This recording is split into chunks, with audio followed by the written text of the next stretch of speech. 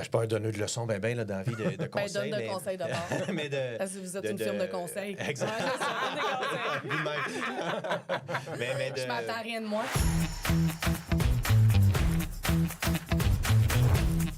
Aujourd'hui, on parle d'un sujet super intéressant, le reprenariat, avec deux gars hyper attachants, hyper inspirants aussi, qui ont repris groupe Shelex. Ça fait penser un petit peu à nous, hein? Oui.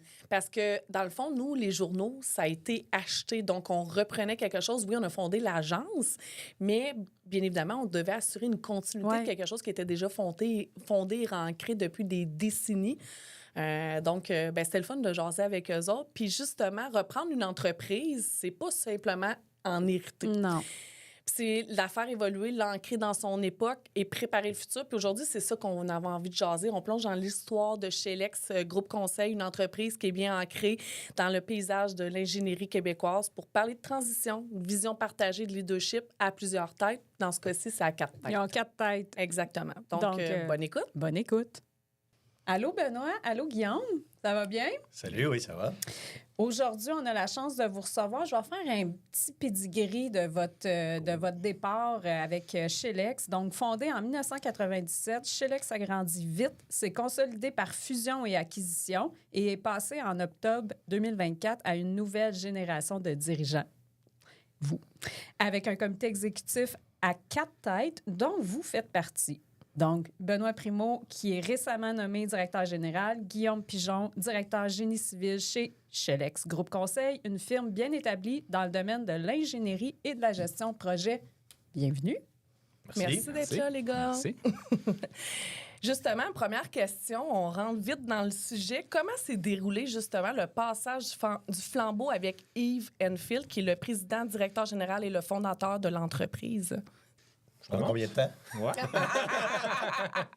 Le temps que vous voulez. C'est bon. En fait, c'est une préparation vraiment sur un horizon assez long terme. Ça a été planifié même avant de la planification de la retraite de Yves. On avait d'autres associés aussi, un fondateur qui avait déjà quitté 2018. Donc, c'est un processus qui était continuel, qui s'est amorcé vraiment de façon plus intense à partir de 2020, dans le but de faire une transition justement douce à ce que la diminution de l'implication se fasse graduelle, se fasse naturelle en même temps que les leaders se lèvent. C'est à ce moment-là qu'on a créé un comité de relève à partir de 2020-2021 qu'on a accentué avec notre groupe de 4 pour justement tisser les liens, s'assurer que la transition soit le plus douce possible. Puis c'était-tu clair dès le départ que vous vouliez poursuivre ça à 4 têtes? Oui, ça a tout le temps été l'intention autant des cédants de céder l'entreprise à ceux qui ont participé à la construire à leur côté. Puis nous, ça s'est installé assez naturellement, là, sans qu'on s'en parle directement là, d'ambition et autres. Ça s'est fait... Naturellement?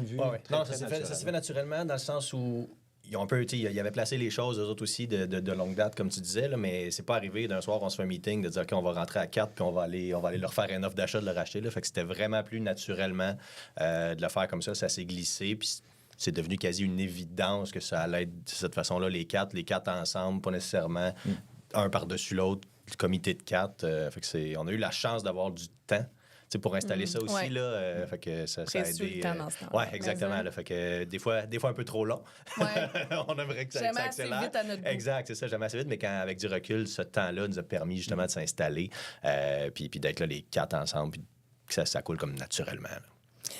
Dans une entreprise aussi technique que Shelex, comment on s'assure de préserver l'expertise tout en modernisant la gestion? En complément, même à la première réponse et ensuite avec celle-là, c'est beau, nous 4. Là. On est un groupe beaucoup plus large que 4 dirigeants.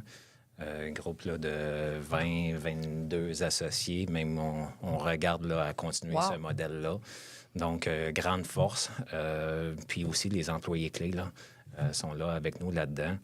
Comment renouveler? C'est une continuité vraiment, là, cet effort-là, là, cette vision-là de construire avec les gens autour de nous. On fait juste continuer, on fait juste l'accentuer. Que ce soit les talents qui sortent d'école. La plupart, là, si on prend nous 4, on est des produits Shelex principalement. Puis après, il y a d'autres joueurs qui se greffent à l'équipe. Juste une continuité de ce modèle-là. Bien, justement, on parle d'équipe. Comment vous répartissez les rôles, particulièrement entre vous quatre au niveau du comité exécutif, avec les deux autres qui sont Philippe Bourassa et Jean-Michel Poisson? Au départ, c'était facile. Là, les quatre, on venait des quatre grands axes, des quatre grands services techniques. Fait que, tout le volet technique, opérationnel, on était chacun directeur de ça. Fait que ça, c'était d'emblée.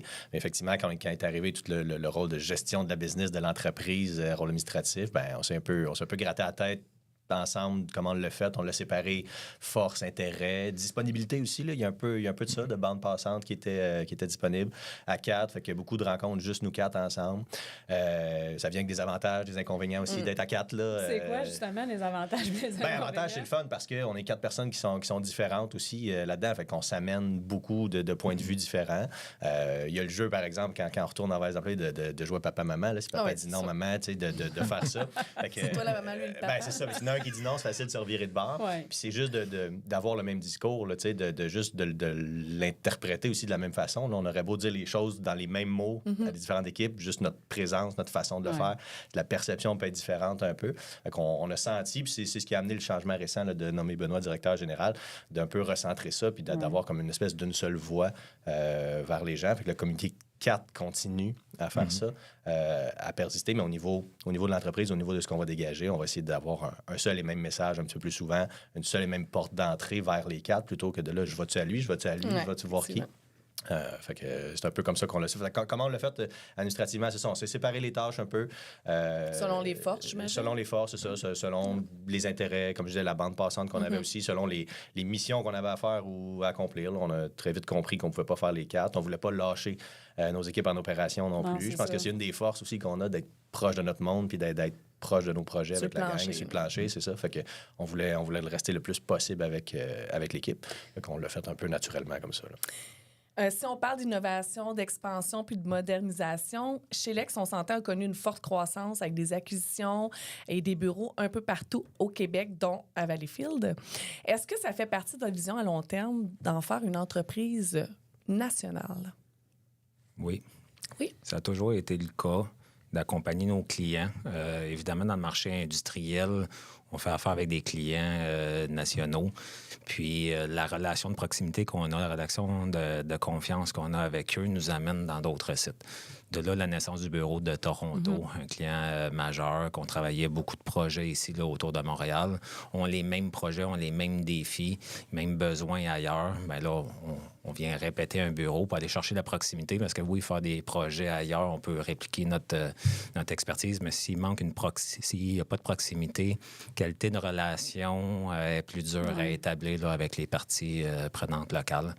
Donc, c'est le modèle à continuer. On fait des projets actuellement dans d'autres provinces que là, le volume ne demande pas là, de créer un nouveau bureau, mais c'est l'horizon à mesure que la demande est là de se répliquer.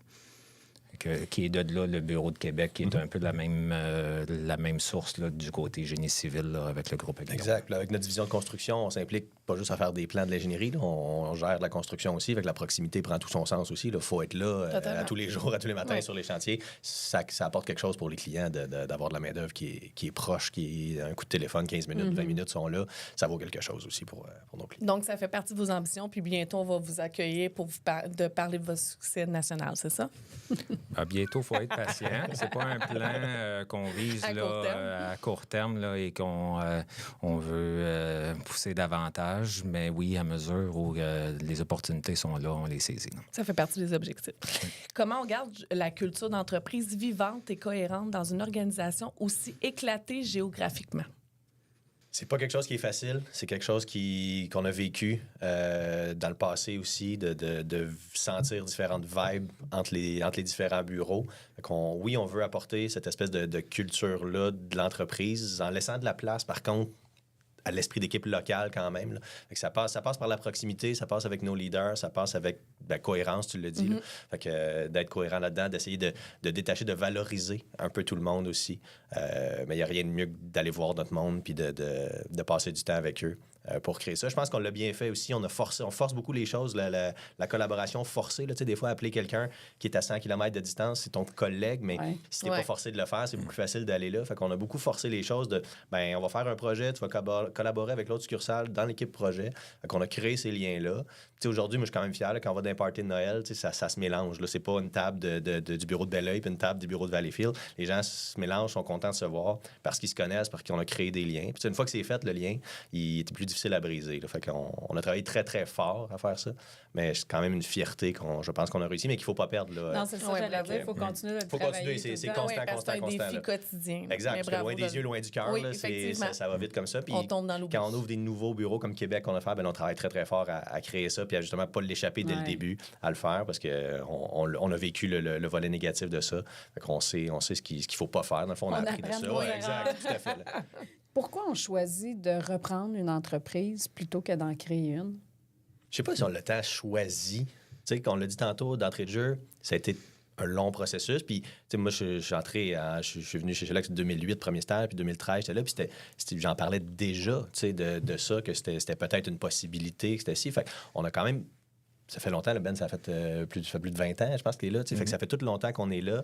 On a tous participé un peu à... C'est-à-dire qu'on ne l'a pas bâti nous-mêmes, on était là, on a participé, on a contribué à ça quand même. Là, quand je suis arrivé dans le département d'infrastructure, je m'occupe, on était 5. On est rendu de 50 aujourd'hui. Fait qu'on a quand même participé à ça. Fait que c'est plus naturel. Ça n'a pas été un choix de... Comme je disais tantôt, c'est pas assez à cœur de faire... On fait quelque chose ou on achète quelque chose? Pour moi, je me suis jamais vraiment posé cette question-là. Ça n'a jamais été... j'ai jamais pensé peut-être quitter pour aller partir quelque chose à côté. Fait que c'était vraiment naturel. On n'a pas eu ce dilemme-là, malheureusement. En tout cas, je ne l'ai pas eu. Moi, je ne l'ai pas ressenti, ce dilemme-là, de faire comme, fais-tu quelque chose? Je suis devant un choix, devant un embranchement aujourd'hui où je vais le faire? Ça a vraiment coulé naturellement. Je pense qu'ils ont... Les fondateurs ont très bien fait ça, peut-être, de nous le vendre d'avance, le projet, de nous fidéliser à cette compagnie-là pour que le jour qu'ils décident de partir, on était prêts à le prendre. On avait le goût de le prendre aussi. Là. C'était une chose d'avoir été puis d'avoir fait. Fait qu'ils nous ont donné le goût de le faire. Fait que non, pour ma part, ça m'a jamais traversé l'esprit de dire j'arrête dessus puis je pars de quoi? Je pars de scratch. Puis le mot qui me vient en tête avec toute la discussion, tout le propos que tu as eu, c'est l'engagement. On était engagés dans ce processus-là pleinement. C'est juste une continuité qu'on assure. Oui, on a eu peut-être une influence dans la couleur que l'entreprise a eue aussi. En tout cas, moi, je le sentais, qui était déjà un peu à mon image. Je n'étais pas profondément contre les valeurs de l'entreprise ou quoi que ce soit. Ça me rejoignait déjà. C'était déjà un peu moi qui était là-dedans.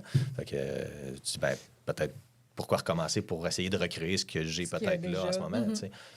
Tu parlais du fondateur. Selon vous, qu'est-ce qui distingue un bon repreneur d'un bon fondateur? Un fondateur défriche beaucoup, prend un risque totalement différent, se lance dans le vide. Ça prend vraiment un guts, là, ça prend de l'ambition. L'ambition d'un repreneur est aussi là, mais différente. Beaucoup plus de pression ou d'obligation d'assurer à préserver la valeur qui a été créée, puis après de l'amener ailleurs. Parce qu'on est tous dans l'optique où on ne prend pas une entreprise qu'on va céder à notre retraite éventuellement, là, qui n'est pas dans les cartons, mais un jour, ça va arriver. On ne veut pas céder l'entreprise qu'on a reçue. On veut aussi l'amener ailleurs. Avoir votre legs à vous, propre à vous. Exact. Le segment décolleté, col roulé, vous avez le choix entre deux questions. Une qui est plus audacieuse, une qui est plus, comment on pourrait dire? Conventionnel. Oui, conventionnel. Okay. Je vous laisse deviner laquelle fait la question décolletée puis laquelle fait la question col roulé. Vous ne me connaissez pas beaucoup, mais sûrement vous êtes capable de deviner parce que normalement, c'est ça. Moi, je suis un petit peu plus la fille décolletée que col roulé. J'ai pas mis mon col roulé aujourd'hui. Non, puis j'ai pas mis tant mon décolleté non plus. Ceci étant dit, aucun invité à ce jour, je tiens à vous le répéter, n'ont pas choisi les deux. Donc, on choisit automatiquement les deux. Donc, là, c'est là qu'on va savoir si vous êtes audacieux ou pas. À vous de choisir, est-ce que vous prenez les deux ou on ne sera pas offusqué si vous en choisissez juste une? Là, c'est sûr qu'on est avec les deux. Là, on est deux, vous êtes deux. Je me disais, ils ne peuvent pas briser la chaîne. Non, c'est ça, on ne brisera pas ça. Commencez avec laquelle? Col roulé, décolleté. Tu as un col roulé, puis moi, il faut que je détache le bouton. On commence avec le col roulé. Parfait, on commence soft. Reprendre une entreprise, c'est aussi porter une responsabilité envers les employés, les clients, la réputation bâtie par d'autres. Est-ce que ce poids de l'héritage vous freine parfois dans vos ambitions? Je vois pas où que ça pourrait nous freiner. Ça ne nous freine pas, c'est une considération. Je nuancerais que oui, surtout pour les équipes, pour les employés, qu'on est là depuis longue date, là, on a grandi avec eux, on est rentré là en même temps qu'eux autres, les plus vieux employés. Fait que moi, je la ressens un peu, cette pression-là de pas faire dérailler le train, tu sais. Fait que oui, si on continue, il y a une roue qui tourne, puis c'est juste de l'alimenter, mais en même temps, faudrait pas prendre des décisions qui la fait trop dérailler non plus, puis qui fait ça pour eux autres, tu sais. Pas tant pour, je pense, la notoriété qu'on a, puis ce qu'on peut avoir à l'externe, mais vraiment plus pour l'équipe interne. Je pense qu'il y a quelque chose qui est là certainement dans la reprise. Là. Si on était arrivé de l'externe, racheté, ça aurait peut-être été différent parce qu'il n'y a pas ce sentiment d'attachement-là avec l'équipe. Fait que c'est ça. J'ai pleinement confiance qu'on ne le fera pas dérailler. Mais ça nous permet, puis on se donne le droit, par exemple, parce que d'avoir quelque chose qui fonctionne puis d'avoir confiance en cette équipe-là nous donne le droit de rêver puis de regarder en avant, par exemple. Fait que c'est un avantage autant que ça peut être une pression. Là. Mais cette pression-là, elle est le fun aussi parce que on veut les amener ailleurs. On veut qu'ils fassent partie du projet avec nous autres. Fait qu'au final, c'est tout aussi bien. C'est une pression qui est positive, mais quand même là un peu. OK. Et maintenant, la question décolletée. Mais tu as un petit peu, pas répondu, mais tu as un petit peu surfé là-dessus tantôt. Là, mais est-ce qu'il vous arrive de vous demander si vous auriez été plus libre ou plus efficace en partant de zéro à scratch plutôt qu'en reprenant chez Lex?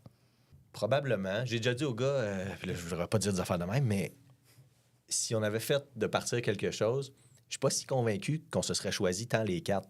OK. Tu sais, parce qu'on est vraiment différents dans nos façons, dans notre approche, puis dans la facilité quand tu choisis des fois des partenaires, tu vas avec des affinités, tu vas avec des choses qui sont un petit peu plus proches. Fait que, est-ce que ça aurait pu exister, ce modèle-là de nous 4 qui part quelque chose? Bien, probablement non, parce qu'on s'est rencontrés chez Shelex en partie. Ouais. Par la force des choses. Par la force des choses, ça s'est fait, comme ça naturellement. Fait que ça aurait été totalement différent de le faire comme ça. Puis est-ce que ça aurait été mieux? Peut-être pas, parce que d'avoir ces différences-là, je pense que ça fait une force de notre équipe à 4. Là. C'est essentiel de faire ça. Fait que ce choix-là, c'est pas imposé, mais qui s'est dessiné, a fait que c'est l'axe à tracer vers la reprise. T'sais. Fait que est-ce qu'on aurait été plus libre de le faire à 4 si hypothétiquement on l'avait fait les 4? Peut-être que oui, mais... C'est sûr que oui, on aurait été plus libre. Mais est-ce qu'on aurait été plus heureux? Est-ce qu'on aurait... apporter vraiment ce qu'on voulait faire. Partir de zéro, tout le temps plus libre. La réponse, oui, c'est sûr. C'est sûr et certain. Tu as plus de liberté, tu pars sur une page blanche. Exact. Ouais. Mais ça vient avec un coût, ça vient avec, à certains endroits, des limitations de ce qu'on veut faire. Là, aujourd'hui, on a la chance de prendre une entreprise qui a déjà une notoriété, des choses qu'on peut se prétendre être vraiment sur un sweet spot côté expertise qu'on parlait tantôt. Il y en a d'autres qu'on sait qu'on a du potentiel de développement, mais on compte sur une force qui existe. Là.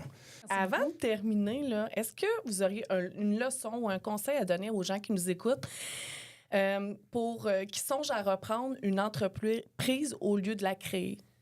Je suis pas un donneur de leçons, dans la vie de conseils. Donne de conseils d'abord. Parce que vous êtes une firme de conseils. Exactement. Je m'attends à rien de moins. On a parlé, on l'a abordé, mais de le vivre, d'être dedans, de prendre son temps, de prendre le temps d'intégrer ça, de comprendre ce que l'entreprise fait, puis de créer des liens avec les gens. C'est ce qui va faire en sorte aussi que ce changement de leadership-là va être bien accueilli aussi par les employés. Là. Fait que, d'avoir bâti ces liens-là, je pense que c'est ce qui nous a aidé, que cette transition-là était super fluide au niveau des employés. Personne n'a réagi le jour où on l'a annoncé que c'était fait officiel. Pour eux, c'était d'emblée, c'était déjà ça depuis des années qui se tramaient. D'essayer d'aller peut-être le vivre, ça, puis de bien se faire accompagner. Je pense que peut-être on aurait gagné dans cette transition-là. Là, on l'a fait parce que les relations étaient super bonnes à l'interne, tout ça. Mais des fois, un regard externe aussi. Un mentor qui pas pourrait... un menteur, là, un mentor. Oui, exact. je pense que ça pourrait aider à refaire. Peut-être qu'on le ferait différemment, puis on ferait ça d'avoir un regard externe qui nous met chose, qui peut être un neutre puis qui peut travailler pour les deux parties, là, si on veut, dans cette transaction-là. Je pense que ça peut aider aussi de voir venir peut-être ce qui s'en vient. Quelqu'un qui a déjà passé au travers une reprise d'entreprise. il doit y avoir des patterns qui se répètent puis qui arrivent. Assurément. Puis il y a beaucoup d'émotions là, dans des trucs comme ça. Surtout pour les fondateurs qui quittent, là, je veux dire, on est très attachés, nous autres, à HLX, mais on n'aura jamais la prétention de dire qu'on l'a fondé. Là. Fait que quelqu'un qui quitte une entreprise qu'il a lui-même fondée, c'est sûr qu'il y a un gros volet émotif. On va l'être tout autant, l'émotif, le jour où on quittera, mais d'une autre façon. Fait que l'accompagnement, puis de le vivre, puis de créer des liens avec les gens, je pense que c'est les conseils que je donnerais. Merci. On l'a dit en même temps. Merci pour vos conseils. Merci Vraiment. Merci, Guillaume. Très bel échange. Oui, avec puis vous pour ma aujourd'hui. part, moi, je vous connaissais pas beaucoup. Je vous connaissais de visage. Je connais Shelex parce que je connais Valérie, votre super Valérie qui travaille à vos côtés. Et j'ai appris à vous connaître aujourd'hui, puis vous êtes vraiment des gars attachants également. Donc, merci. Merci vraiment. Ouais. Puis on s'attendait à tout, à rien. On vous connaissait pas beaucoup, mais vraiment, moi, j'ai apprécié grandement Moi aussi. notre échange. Puis je suis certaine que nos auditeurs vont apprécier grandement également d'entendre ça. Alors, c'est déjà terminé, mais avant, on va parler à nos auditeurs parce qu'on a un prochain invité qui s'en vient. Prochain épisode qui va être François Dumontier, le grand Manitou du Grand Prix de la F1 pendant plus de 30 ans. Donc, on vous invite à écouter le prochain épisode. Un petit gars de Châteauguay. Oh yeah! Merci. Merci. Merci.